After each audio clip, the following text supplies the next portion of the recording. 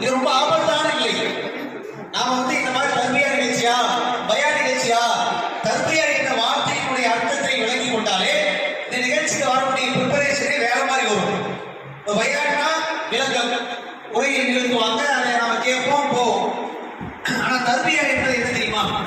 பெற்றோர்கள் சம்பந்தமா பேசுறாங்க சகோதரர், அதுலயே ஒரு விஷயம் இருக்கு. நம்ம பெற்றோர்களுக்காக கேட்கக்கூடிய ஒரு துவா இருக்கு. என்ன துவா?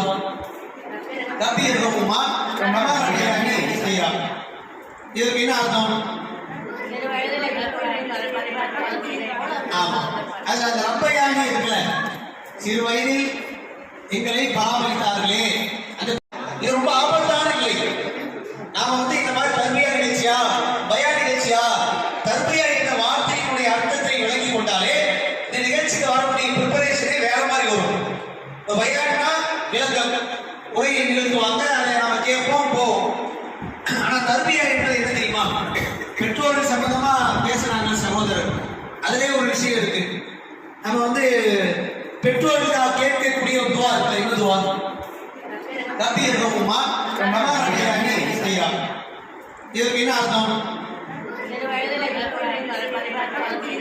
ஆமா, அது அந்த ரப்பையானி இருக்குல்ல, சிறு வயதில் எங்களை பராமரித்தார்களே, அந்த சொல்றாங்க மறுமை நாள் நரகத்தில் வந்துடக்கூடாது என்று சொல்லி முதலாவது செய்தியாக சொன்னாங்க, என்னுடைய அருமை மகனே நான் துசிக்கவில்லை, அல்லாவுக்கு இணை கற்பிக்காத.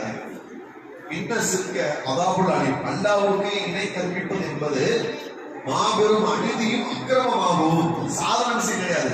அல்லாஹ்வுக்கு இணை கற்பிப்பது என்பது சாதாரண செயல் அல்ல, அல்லாஹ்வுக்கு செய்யக்கூடிய அநியாயமும் அக்கிரமமாகும் என்று சொல்லி சொல்றாங்க.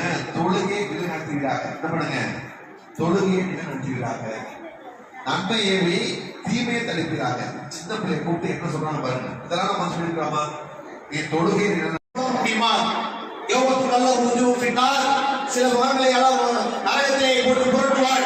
எங்களுடைய ஆலயத்தனா அதான் இல்லாம அதான் சொல்லா இந்த உலகத்திலே நாம் வாழும்போது அல்லாவுக்கும் அல்லாவுடைய தூதருக்கும் கட்டுப்பட்டு இருக்க கூடாதா?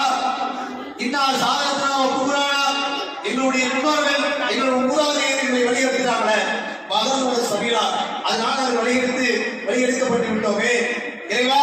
எனவே எங்களுக்கு நீ வேதனை தராய்.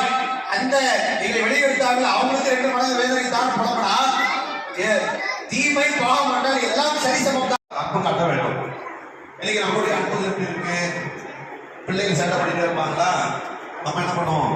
சேட்டை பண்ணாத, சொல்ற பேச்ச கேளு அப்படின்னு சொல்லுவோம். மறுபடியும் என்ன பண்ணுவான்? சேட்டை பண்ணுவானா? மறுபடியும் என்ன பண்ணுவோம்? கொஞ்சம் குரலை உயர்த்தி சேட்டை பண்ணாத அப்படின்னு சொல்லி நம்ம சொல்லுவோம்.